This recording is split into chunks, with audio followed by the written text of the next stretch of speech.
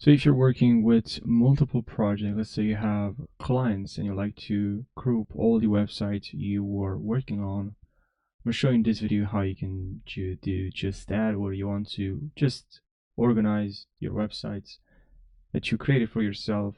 There aren't any clients, you want to create some folders. I'm gonna show you in this video. So what you're gonna need to do, I'm just gonna go here where I'll go to all sites. Okay, then here we can see all our sites, okay, that we created. Now what I like to do when I like to move all the websites to a folder, but before doing that I'm just gonna click on create a new folder.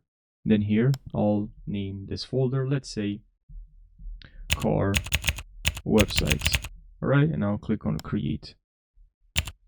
And then here what we're gonna have to do is I like to select, instead of grid view, I'll select to list view, and then here select the websites that I would like to move to a different folder.